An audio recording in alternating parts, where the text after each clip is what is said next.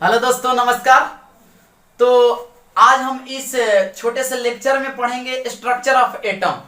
मतलब एटम का स्ट्रक्चर, उसके बेसिक कंसेप्ट को सीखेंगे कि एटम में क्या क्या होते हैं और क्या क्या हमें पता होना चाहिए, जिससे कि हमको मतलब चैप्टर को पढ़ने में सुविधा हो।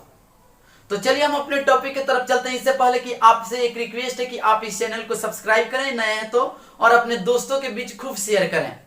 तो चलिए हम अपने टॉपिक की तरफ आते हैं। देखते हैं हम लोग बेसिक बिहाइंड एटम, मतलब स्ट्रक्चर ऑफ एटम को देखेंगे। स्ट्रक्चर ऑफ एटम, ध्यान दीजिएगा। स्ट्रक्चर ऑफ एटम मतलब परमाणु की रचना संरचना कैसे है, ध्यान दीजिएगा। बेसिक कंसेप्ट को सीखेंगे। तो आपको पता है, बेसिकली हम लोग पढ़े हुए हैं कि परमाणु गोलाकार होता है, जिसको बीचों बीच पॉजिटिव चार्ज होता है, ठीक है ना।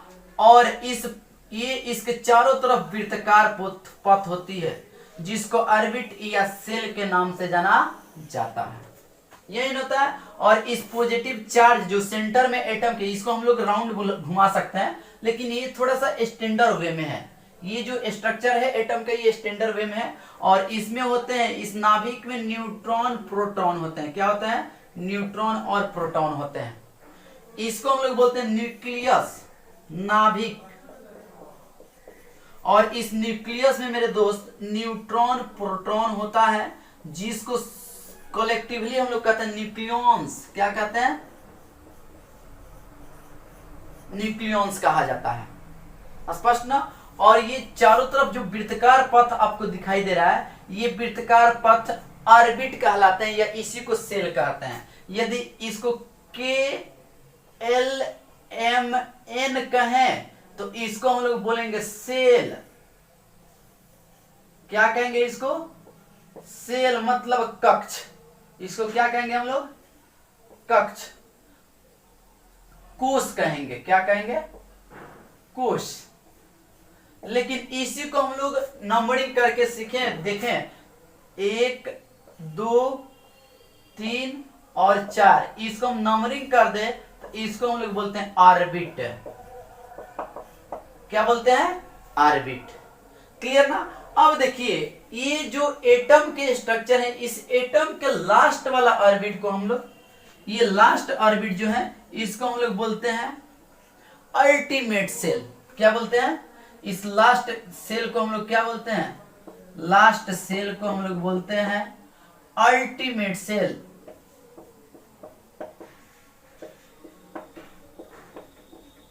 अल्टीमेट सेल, इसको क्या बोलते हैं? Ultimate cell. या इसी को हम लोग वायलेंस सेल कहते हैं, या इसी को nth सेल कहा जाता है, या इसी को आउटर मोस्ट सेल या ऑर्बिट के नाम से भी जाना जाता है।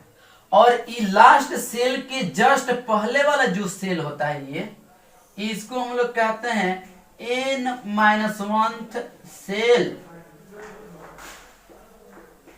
या इसी को हम लोग कहते हैं बाबू पेनल्टीमेट सेल।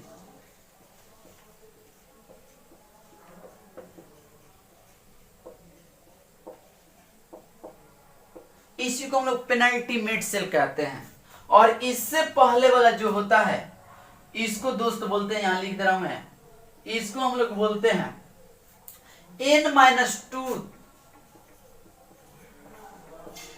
n-2 सेल या ऑर्बिट, या इसी को हम लोग बोलते हैं एंटी पेनल्टीमेट सेल। एंटी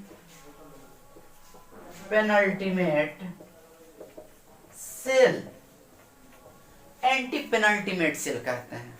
एक बार फिर से मैं रिव्यू कर रहा हूं कि एटम गोलाकार होता है और एटम के बीचों बीच पॉजिटिव चार्ज होता है, जिसमें न्यूट्रॉन और प्रोटॉन का उपस्थित होते हैं, जिसको न्यूक्लियस के नाम से जाना जाता है। नाभिक के न्यूट्रॉन प्रोटॉन को सामूहिक रूप से, मतलब इसको हम लोग न्यूक्लियॉन्स कहते हैं। क्या कहते हैं? न्यूक्लियॉन्स कहते हैं। और यदि ऑर्बिट को KLMN कहें तो इसको सेल माने कोष कहेंगे, और नंबरिंग कर दे 1 2 3 4 डॉट डॉट इनफिनाइट तक ये सेल जाएंगे तो उसको हम लोग ऑर्बिट कहते हैं, जिसको N के द्वारा सूचित किया जाता है। अब देखिए इस परमाणु के जो अंतिम कक्ष है इसको लास्ट सेल या अल्टीमेट सेल या वायलेंस सेल या nth सेल या आउटर मोस्ट ऑर्बिट या सेल कहा जाता है।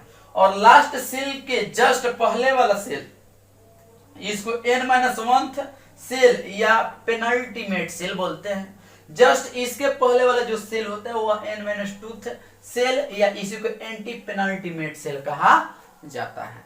तो ये आपको जानकारी हम क्या दिए बाबू मेरे, कुछ इंफॉर्मेशन एटम में क्या क्या होते हैं, किसको क्या बोलते हैं। और एक बात इंफॉर्मेशन कि इस अल्टीमेट सेल मतलब लास्ट सेल को छोड़कर, इस लास्ट सेल को छोड़कर उसके अलावा जो भी सेल हैं बच जाते हैं इसका हम लोग कोर या कर्नल सेल बोलते हैं, कोर या कर्नल सेल बोलते हैं। अंतिम सेल मतलब अल्टीमेट सेल को छोड़कर बाकी सभी सेल क्या कहलाते हैं, कोर सेल या कर्नल सेल कहलाते हैं। और इनमें जो उपस्थित इलेक्ट्रॉन होगा उसको कोर इलेक्ट्रॉन या कर्नल इलेक्ट्रॉन कहेंगे। और लास्ट में जो उपस्थित है सेल उसको हम लोग वायलेंस सेल कहते हैं, और इसमें जितना इलेक्ट्रॉन रहे उसको वायलेंस इलेक्ट्रॉन के नाम से जाना जाता है। तो ये आपको स्ट्रक्चर ऑफ एटम बताए कि इसमें क्या क्या इंफॉर्मेशन हमें पता होना चाहिए। तो इतना आप अपने नोटबुक में लिखिए ताकि हम लोग चैप्टर पढ़ें, टॉपिक पढ़े तो एटम से रिलेटेड आपको कहीं कंफ्यूजन ना हो कि किसको अल्टीमेट सेल, किसको पेनल्टीमेट सेल और किसको एंटी पेनल्टीमेट सेल कहा जाता है, ये हमें पता होना चाहिए। तो चलिए आप इतना नोट करिए, इसके आगे हम लोग नेक्स्ट वीडियो में देखेंगे। धन्यवाद।